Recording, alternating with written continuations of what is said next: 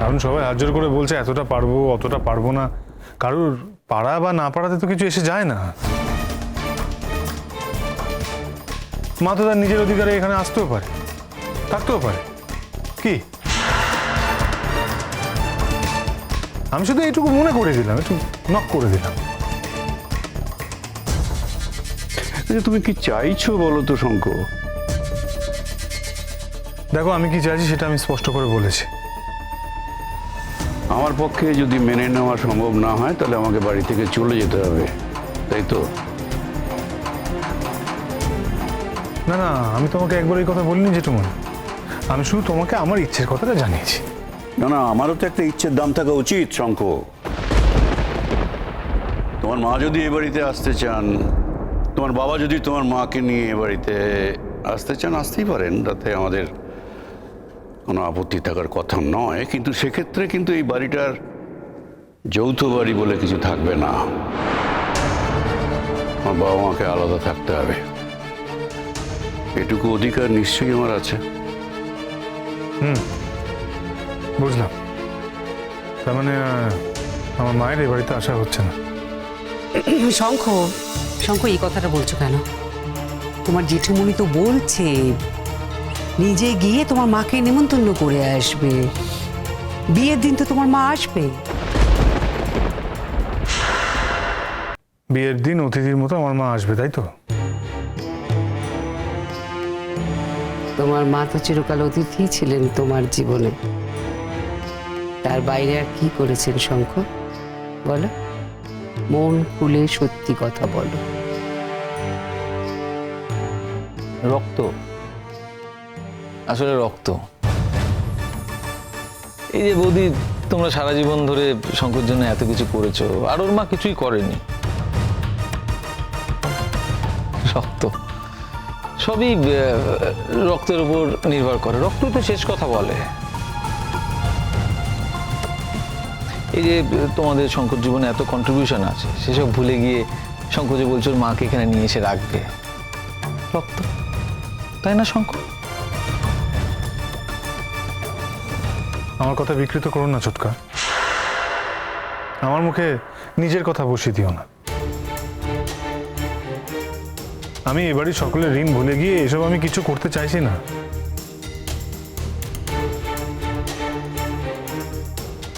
বেশ, ঠিক আছে, আমার মা নিমন্ত্রিত অতিথির মতোই বাড়িতে আসবে। আরে সেই কাজটুকু অন্তত তুমি করো জেঠুমনি।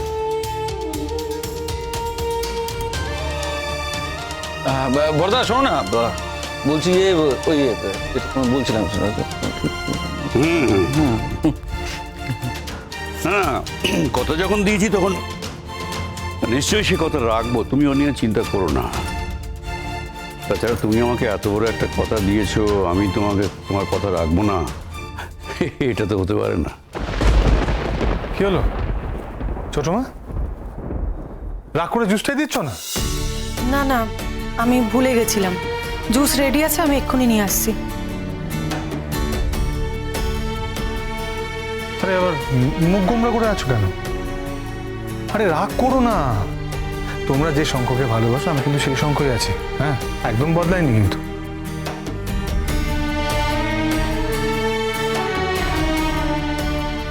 শঙ্খ, এর পরও তুমি এটা বলবে? হ্যাঁ, এরপরও এটা বলবো, আমি যে বউকে বিয়ে করে আনবো সে ভালো হবে, চিন্তা করো না। মিলিয়ে নিও আমার কথা।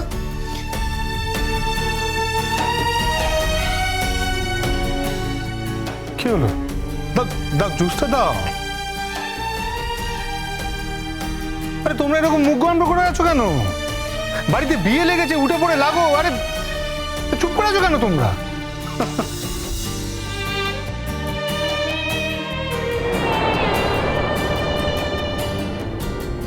ছোট, আর কিন্তু সময় নেই আমাদের।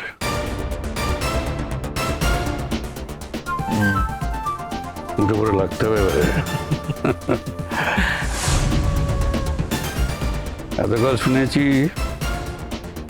ওর ছুরি তোর বিয়ে, এখন ব্যাপারটা উল্টে গেল, এখন হলো কি ওর ছোড়া তোর বিয়ে।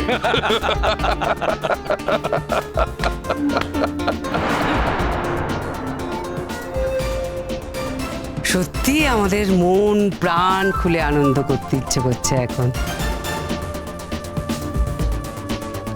সত্যি শঙ্খ আমাদের যে গিফট দিল, আমার কিন্তু শঙ্খকে সত্যি সত্যি আদর করতে ইচ্ছে করছে।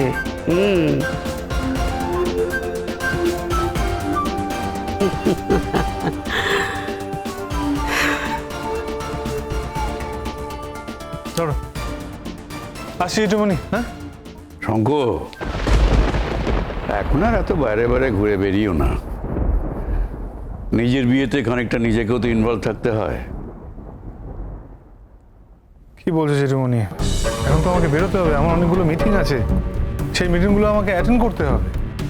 তাছাড়া কি বলছি ইনভলভ হবার কথা, যেখানে আমার জেঠুমনি আছে, জেঠিমনি আছে, আমার বাবা মা আছে, আমার কাকা কাকি আছে, সেখানে আমি ইনভলভ হব?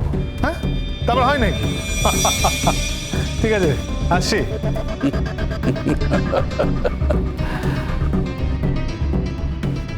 What a nice boy.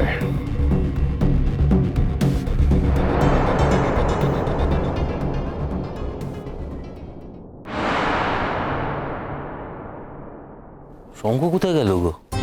ওর জন্যই তো ওয়েট করছি। ওই তো মিটিং ডাকলো, বললো এমার্জেন্সি মিটিং। আচ্ছা, কি জন্য মিটিং ডেকেছে এটা জানো? আমাকে বলেছিল যে 11টার মধ্যে পৌঁছতে। কারণ সেভাবে কিছু বলেনি, খুব এমার্জেন্সি কিছু। ও, আমার খানিকটা জানা আছে, কিন্তু মোহরকে সেটা জানানো বারণ। না মানে না, আচ্ছা আপনাদের কিচ্ছু বলেনি? আমাদের তো সেরকম কিছু বলেনি, আমাদের শুধু বললো যে এমার্জেন্সি মিটিং আর এ বাড়িতেই হবে। না, ভারী গন্ডগোলে জানো তো।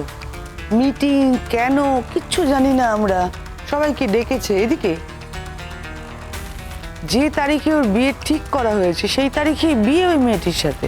আমার সব ভুলিয়ে যাচ্ছে। আর এই যে ছেলেটাকে চটিয়ে দিল না, এইটা কিন্তু ঠিক হলো না, জানো তো। ওই শ্রেষ্ঠার মতো একটা মেয়েকে বিয়ে করছে, ওর জীবনটা একদম ধ্বংস হয়ে যাবে। দিদি, আমি কিন্তু সত্যি কথা বলছি, তোমার বোনকে আমি কোনো দিন ক্ষমা করতে পারবো না, প্লিজ কিছু মনে করো না। আপনি এত কেন চিন্তা করছেন আঙ্কেল?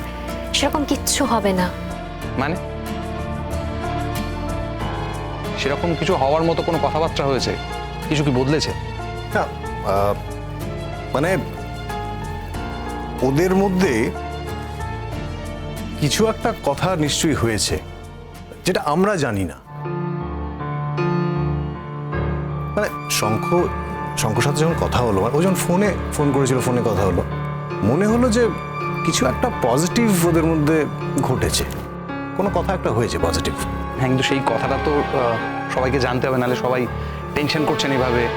সবার লাইফটা তো টেনশন করে শেষ হয়ে যেতে পারে না, তাই না?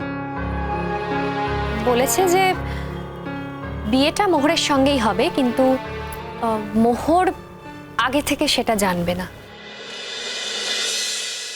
এটা কি ধরনের ছেলে মানুষই আমি তো বুঝতেই পারছি না।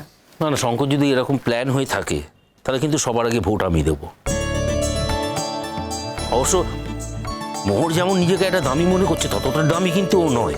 এটা ঠিক যে শঙ্খকে খুব দাম দেয়, এবং সেই জন্য মোহর সবসময় মনে করে যে ও খুব একটা দামি, একটা প্রেসিয়াস, কিন্তু তা তো নয়। ওটা যদি হতো আর ও যদি শঙ্কর দামটা বুঝতে পারতো, তাহলে শঙ্কর দামেরও মর্যাদা দিত। আপনারা কি জানতে পেরেছেন মোহরের হঠাৎ এই বেঁকে বসার কারণটা? যদি জানেন তাহলে বলুন প্লিজ।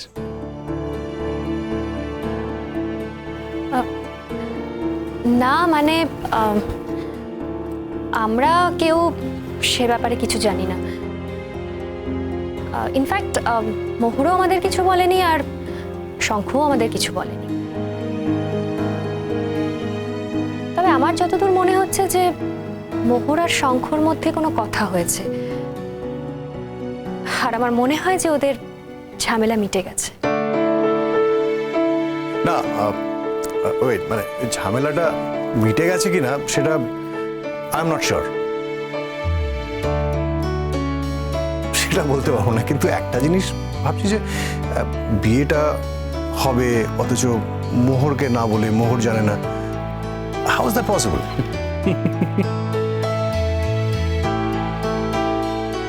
আমার কি মনে হয় জানেন, আমার মনে হয় এই সমস্ত গবেষণা না করে আমরা শঙ্খ আসুক, শঙ্খ এলেই তো সবটা বলবে এবং সবটা পরিষ্কার হয়ে যাবে। কিন্তু যার আসার কথা সে কোথায়? তো 10টার মধ্যে ঢোকার কথা। এখন তো 11:15 বাজে, আমার এবার 11টার মধ্যে বেরোতে হবে। একটা ফোন করি। আর করুন না, দেখুন না, জিজ্ঞেস করুন কোথায় আছে, করুন করুন করুন। কি জানেন তো, এরা টেনশন করে নিজেদের জীবনটা শেষ করছে, আমাদের জীবনটাও শেষ করছে, আর কিছু না। তিতি, তোমার বোনকে আমি ক্ষমা করতে পারবো না কোনো দিন। ক্ষমা না করতে পারাটাই স্বাভাবিক আঙ্কেল। সমস্ত কিছু ফাইনাল হয়ে যাওয়ার পরে যে লাস্ট মোমেন্টে মুখ ফিরিয়ে নেয়, তাকে ক্ষমা করবেন কি করে? আমি নিজে করতে পেরেছি ওকে ক্ষমা। আমি যে ওর সঙ্গে কি খারাপ ব্যবহার করছি আমি আপনাদের বলে বোঝাতে পারবো না। আমি কোনোদিন স্বপ্নেও ভাবতে পারিনি যে ওর সাথে আমাকে এত খারাপ ব্যবহার করতে হবে। আমাকে ঈশান মাঝে মাঝে বলে যে তুমি ওর সঙ্গে বড্ডই রুড়ো হচ্ছ, কিন্তু কি করবো বলুন, আমি পারি না।